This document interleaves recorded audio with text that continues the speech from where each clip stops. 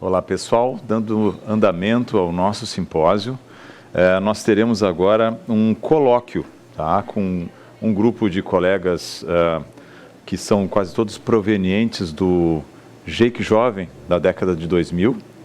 Vamos estar aqui sendo representados, então, e ser moderados pelo Dr. Edival Gomes dos Santos Júnior, que é professor em cardiologia da Universidade Estadual de Feira de Santana, na Bahia, e coordenador do ambulatório daquela instituição, ambulatório de insuficiência cardíaca. E o doutor Germano Emílio Conceição Souza, que é doutor em ciências pela FAMUSP, coordenador da cardiologia do Hospital Regional de São José dos Campos e também membro da Comissão Julgadora de Títulos Especialistas da SBC e responsável técnico por transplante cardíaco do Hospital Alemão Oswaldo Cruz. Obrigado. Muito obrigado. Muito obrigado a todos. É um prazer estar aqui nessa sessão, nesse colóquio, na companhia de grandes amigos, meu companheiro Edival, meu amigo baiano também. Eu gostaria muito de agradecer o convite da comissão organizadora por ter lembrado do meu nome e eu gostaria de anunciar que nós vamos fazer um colóquio com a participação de 6 colegas, 6 debatedores, e dentre esses 6 debatedores nós vamos ter 8 temas que vamos dividir entre eles. O primeiro tema vai ser anemia e ferropenia, né? Depois nós vamos falar sobre DPOC, no paciente, hipertensão pulmonar e DPOC, no paciente com FEP, a cardiomiopatia atrial. Vamos falar também um pouco sobre fibrilação atrial, a genética nas cardiomiopatias, Chagas, doença de Chagas e síndrome pós-Covid e regurgitação mitral funcional. São 8 temas. Eu peço a todos que respeitem bastante aí o tempo, sejam sucintos nas suas respostas. E, doutor Edival, eu passo a palavra para você, para que você possa fazer a apresentação dos primeiros 3 colegas. Bem, boa tarde a todos, Germano, prazer revê-lo. Prazer revê-lo todos os colegas dessa mesa.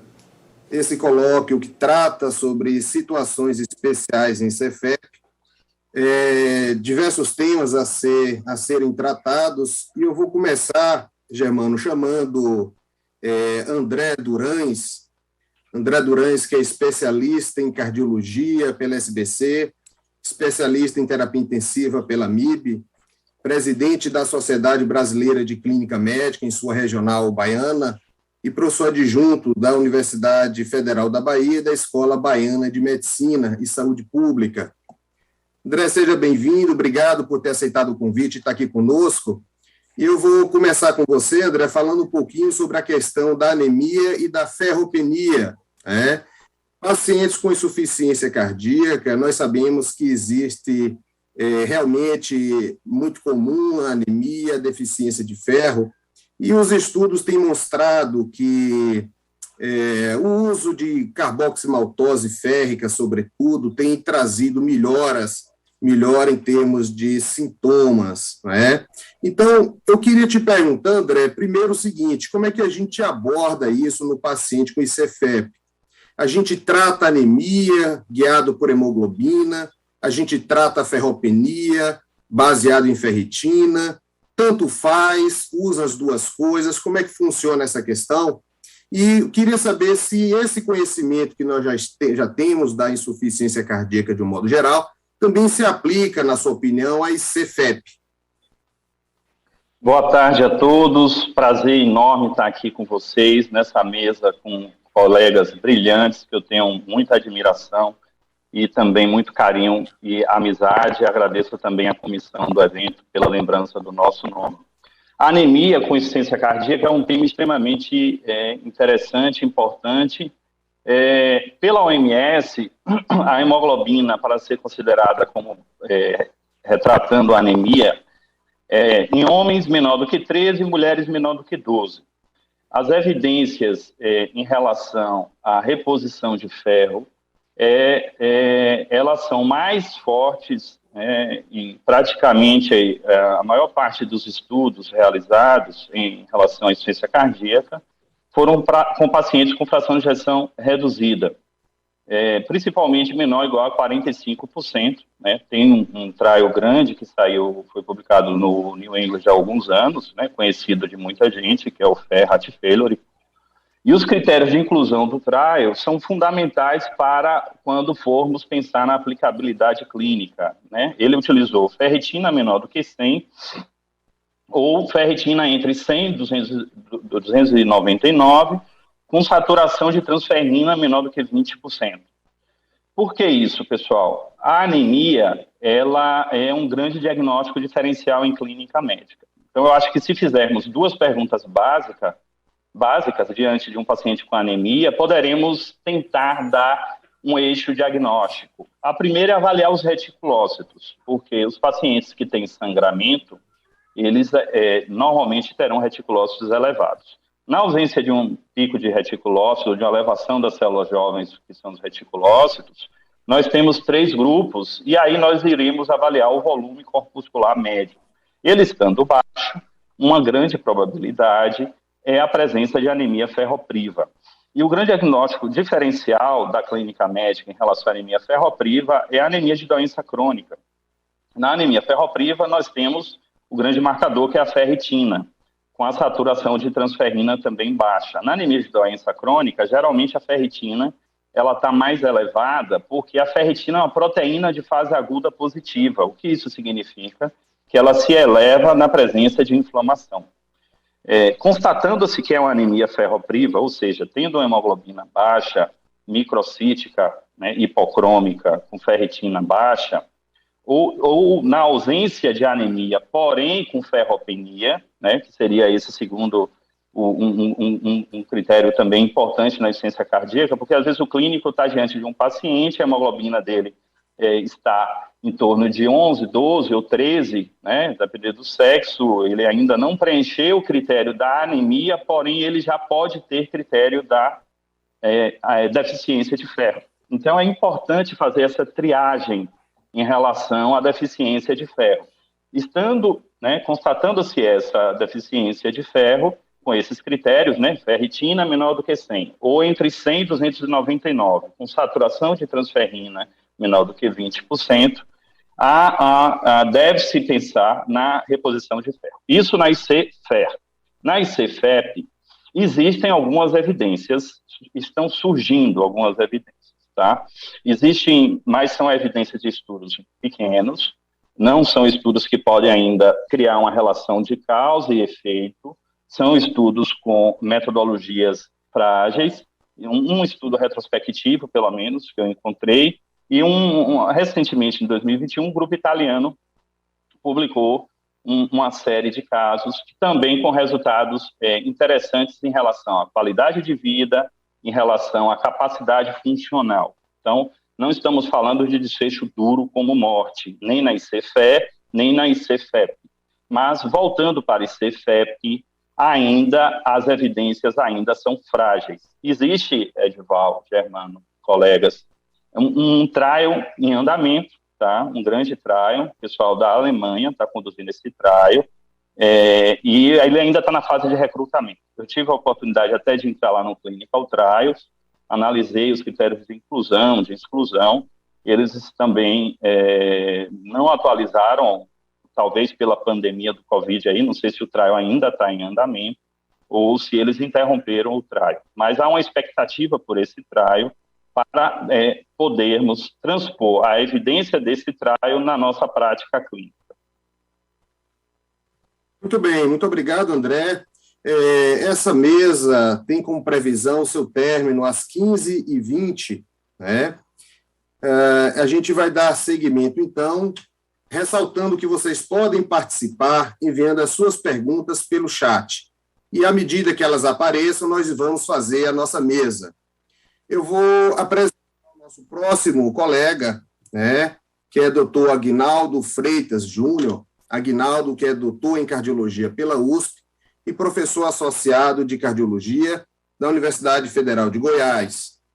E eu vou aproveitar você, Aguinaldo, ao tempo que lhe agradeço por ter aceitado o convite e estar conosco aqui nessa mesa. Eu vou tentar, pelo tempo que é curto, fazer duas questões que abordem hipertensão pulmonar e DPOC. Tá? A hipertensão pulmonar, como a gente sabe, é comum na ICFEP, né? Inclusive participando do algoritmo dos scores de diagnóstico. Eu queria saber se você aborda, caso você aborde a hipertensão pulmonar na insuficiência cardíaca com fração de preservada, como é que você faz isso, caso você faça, né? E queria que você também respondesse, no paciente com DPOC e ICFEP, eventualmente o diagnóstico é complexo e a interpretação dos sintomas também é complexo, como é que você aborda essas comorbidades, essa comorbidade especial, e se você lança mão de peptídeos natriuréticos mais frequentemente do que na ICFE, como é que você aborda pacientes com DPOC, ICFEP e sintomas de falta de ar? Perfeito, meu amigo. Obrigado, Edival, meu irmão, Germano, meus dois grandes irmãos da Bahia. É um prazer estar aqui com vocês. De forma resumida, excelente pergunta essa sua colocação, Edival, porque é da prática clínica, meu amigo. A gente que lida de consultório e pacientes internados, a gente vê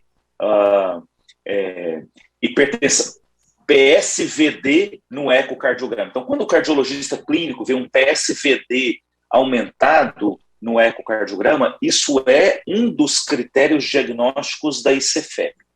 E isso acontece por quê? Pela insuficiência cardíaca diastólica, pela disfunção diastólica, tem uma hipertensão venocapilar pulmonar e aumenta a pressão pulmonar. Então, a hipertensão pulmonar na ICFEP, a princípio, é uma hipertensão venocapilar, ou seja, teoricamente, com diurético se aliviaria o sintoma e a pressão pulmonar. Perfeito. Uma pressão pulmonar aumentada durante uma hipertensão venosa pulmonar, persistentemente aumentada durante um tempo, ela pode se tornar uma hipertensão arterial pulmonar, quando há um remodelamento, uma hipertrofia da íntima, da musculatura das arteríolas pulmonares, e o paciente desenvolver hipertensão arterial pulmonar. Aí não tem tratamento. Então, isso reforça o seguinte: quanto mais cedo a gente fizer o diagnóstico, quanto mais cedo a gente introduzir redutores de pré-carga pulmonar, como diuréticos, nitratos, isso aí pode aliviar a hipertensão pulmonar do paciente. Então, ela serve de diagnóstico e o tratamento é diurético. Ponto final. Para a gente que lida com consultório, para quem está ouvindo a gente, hipertensão pulmonar PSVD no ecocardiograma aumentado é um sinal de insuficiência cardíaca diastólica, insuficiência cardíaca com fração de ejeção preservada.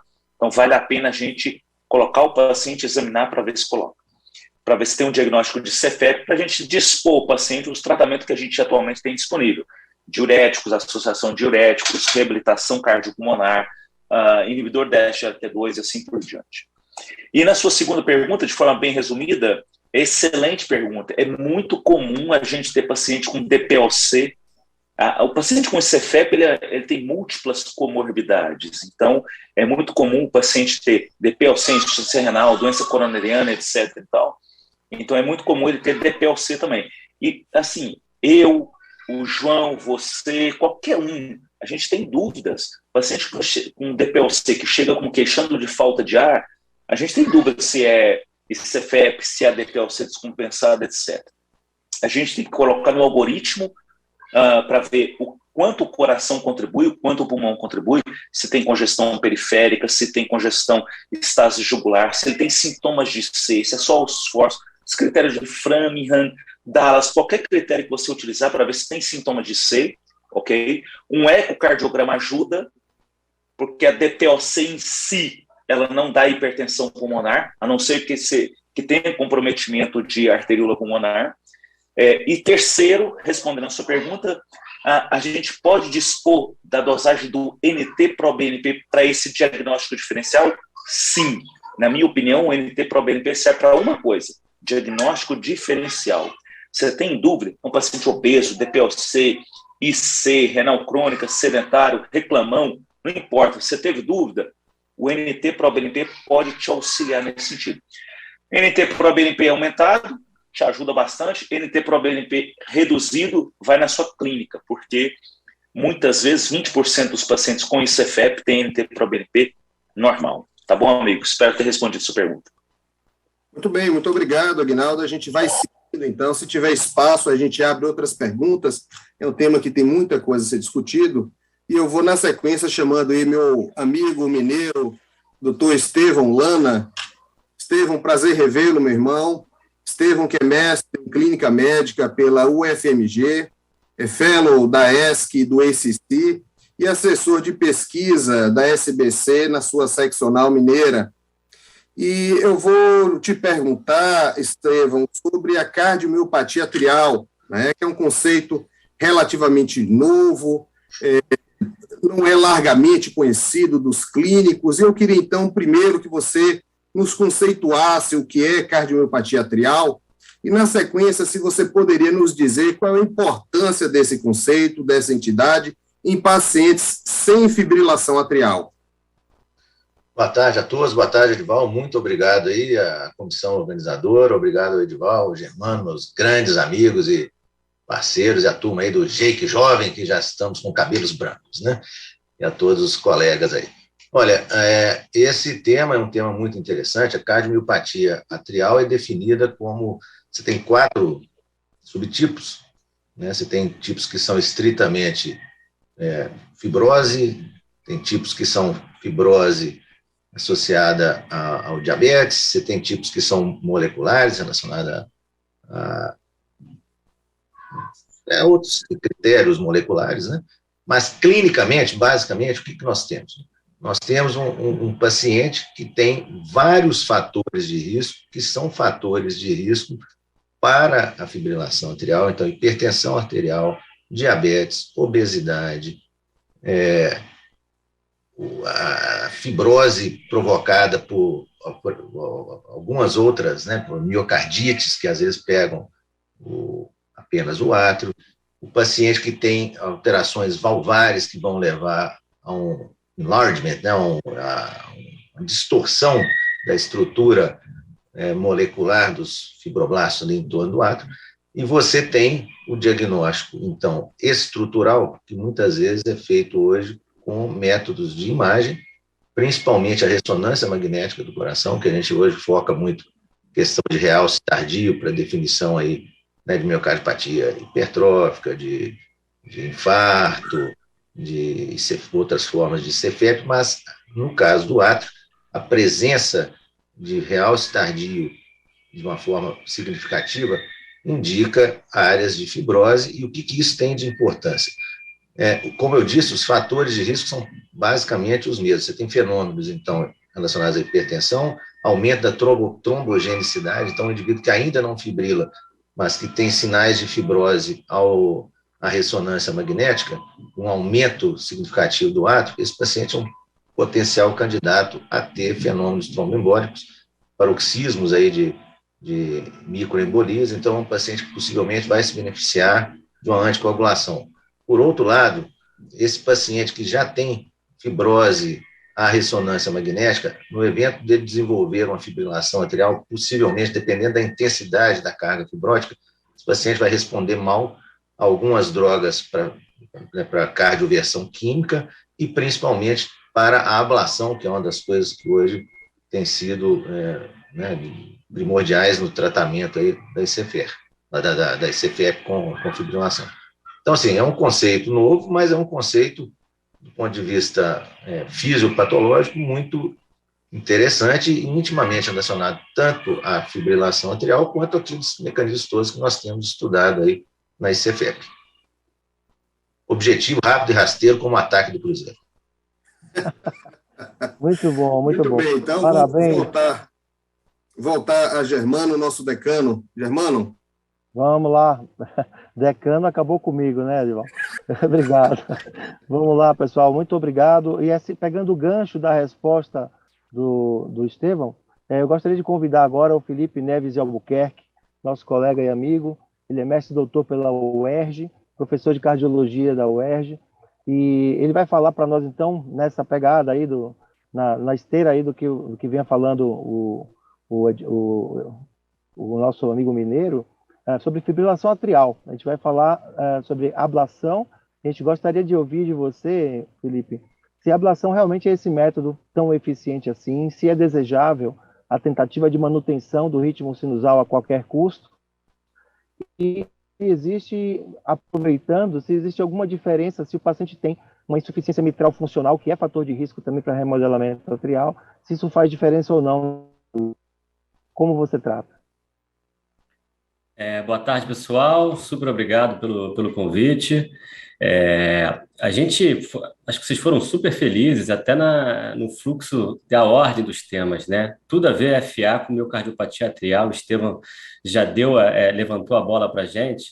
E o New England publicou ano passado um caso clínico que todo mundo tem no consultório. Era uma FA, um homem de 63 anos de idade com cansaço. E ele descrevia, durante aqueles steps, o que você faz com um paciente que tem FA no primeiro episódio, mas já está cansado. E para diminuir a história, a proposta deles foi uma anticoagulação, um DOAC, por 4 semanas, controlou a frequência cardíaca nesse período, cardioversão elétrica, ritmo sinusal. E a proposta era, se recorrer, aí sim eu avaliaria a ablação de FA. E esse parece um caminho super interessante. O pessoal está balançando um pouco a cabeça aqui na coisa, porque acho que é uma tendência da maioria das pessoas, pelo menos, considerar esse fluxo. E quando a gente vai olhar as diretrizes de insuficiência cardíaca e de fibrilação atrial, é interessante que eles colocam super fácil ali, vamos tratar a comorbidade, aliviar a congestão. O Agnaldo já falou muito sobre isso, né, no diurético para isso. E lá, quando você vai ver as comorbidades, fibrilação atrial, todas as diretrizes listam elas. E, ao mesmo tempo, todas são absolutamente evasivas para dizer como fazer isso.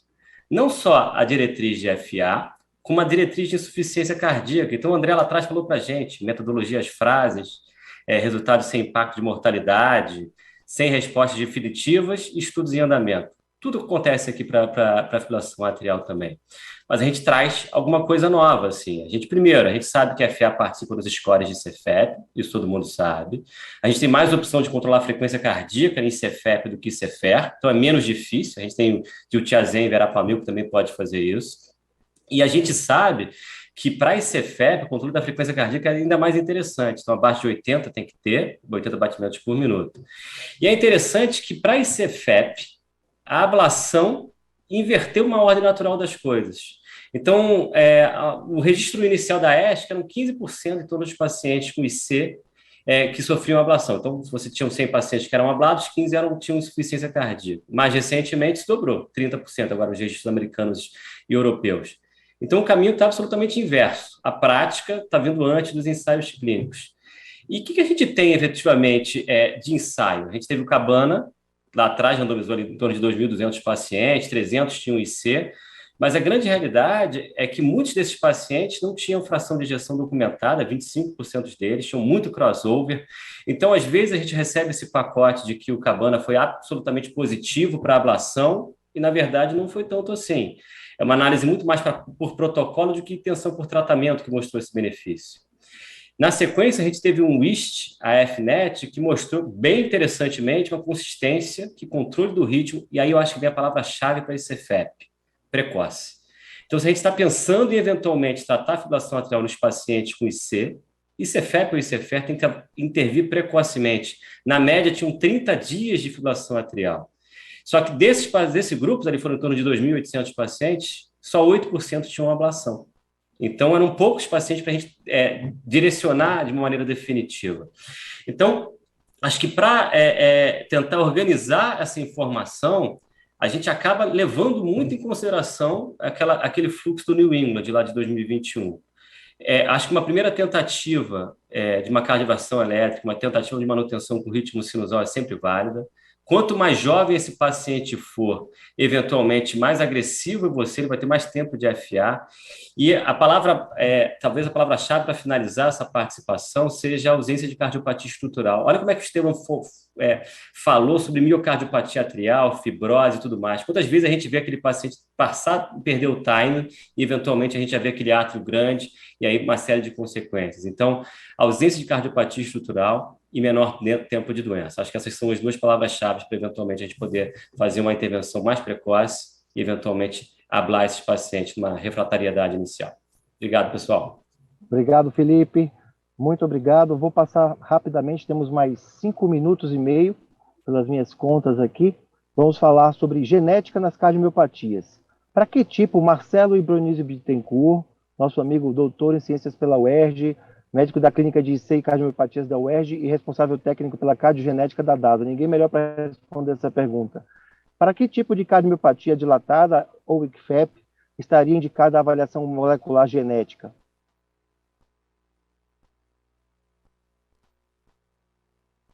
Boa tarde a todos, obrigado pelo convite. Eu vou passar, no que diz respeito à genética das cardiomiopatias, aproveitando que a gente está falando sobre CFEP, eu vou me basear em duas condições relacionadas a ICFEP, que eu acho que são importantes a gente se frisar.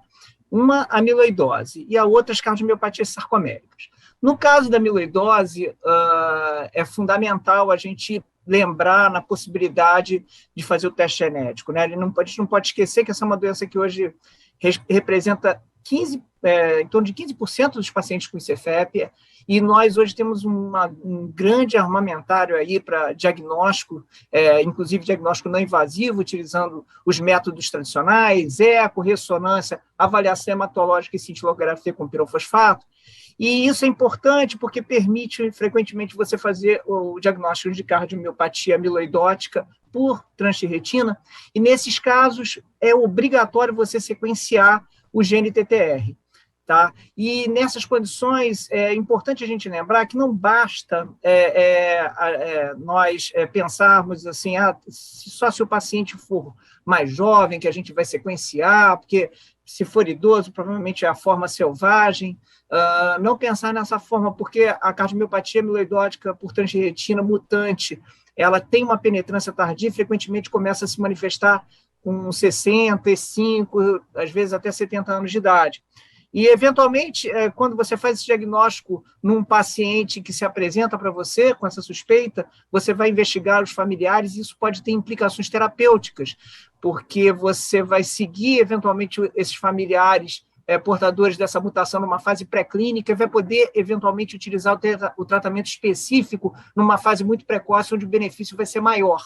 Entendeu? Então, o primeiro ponto seria a amiloidose. O segundo ponto seriam as cardiomiopatias sarcoméricas, que podem levar ao fenótipo de hipertrófica restritiva, né? Frequentemente, esses casos, a gente também seleciona para fazer o aconselhamento genético, o aconselhamento familiar via teste genético, com o objetivo, principalmente disso, de identificar familiares em risco, visto que o teste genético nessas situações, ele definitivamente ele não vai mudar a conduta que vai se basear nos aspectos clínicos. Rapidamente, no que você falou, a cardiomiopatia dilatada, geralmente a gente tem essas condições são associadas a ICFER, lembrar que nessas condições você pode identificar alguns genes de alto risco no teste genético, que pode ser indicadores pode ter indicação de, por exemplo, cardiofibrador, como genes da lamina e da filamina C, né? E isso pode representar realmente uma mudança no tratamento. Tá? Obrigado, Marcelo. Passo a palavra para o doutor Marcos Vinícius Santos Andrade, assistente do Serviço de Insuficiência Cardíaca do Hospital Santa Isabel, em Salvador, mestre e doutor pela Escola Baiana de Medicina de São Paulo, ou de Saúde Pública, e professor adjunto da Clínica Médica da Escola Baiana de Medicina e fellow da ESC. Vamos lá, Marcos. Chagas, como é que a gente pode detectar precocemente alterações compatíveis com IC em pacientes com Chagas e fração de ejeção preservada? Temos 1 minuto. Isso, excelente. Boa tarde a todos. Obrigado mais uma vez pelo convite. Uma excelente pergunta, Germano. Chagas, nós sabemos que a doença de Chagas, muito bem descrita na ICFER, entretanto, naquele paciente que tem no seu quadro indeterminado, os estudos têm uma publicação no Circulation 2018, um update sobre Chagas, que já traz que 10% desses pacientes podem ter alterações diastólica. Portanto, é importante a avaliação correta antes mesmo desses pacientes apresentarem sintomas. E aí nós devemos fazer de 3 formas. A primeira é através de biomarcadores, o BNP pode ajudar neste cenário.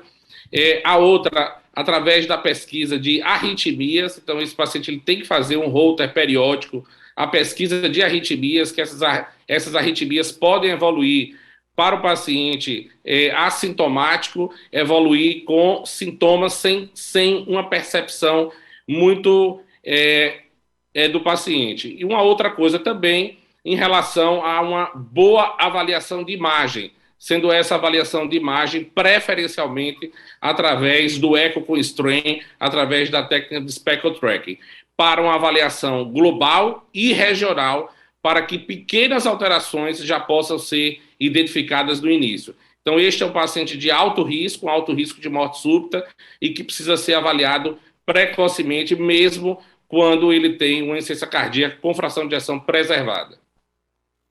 Muito obrigado, Marcos, muito obrigado a todos os amigos. Estamos com o tempo em cima da hora, infelizmente. Podemos passar a tarde inteira aqui debatendo esses temas. Eu passo a palavra de volta, agradeço ao Edival, meu companheiro aqui de moderação, e passamos a palavra de volta aos nossos âncoras, ao Dr. Dansman, e agradeço mais uma vez a oportunidade de estar aqui com os colegas para discutir esse tema. Um abraço a todos. Obrigado, pessoal. Parabéns pela discussão. E agora eu peço a atenção de vocês para a nossa próxima sessão, que será o simpósio da empresa, que é um dos nossos patrocinadores, Boehringer Ingelheim e Lilly, aliança das duas empresas. Obrigado.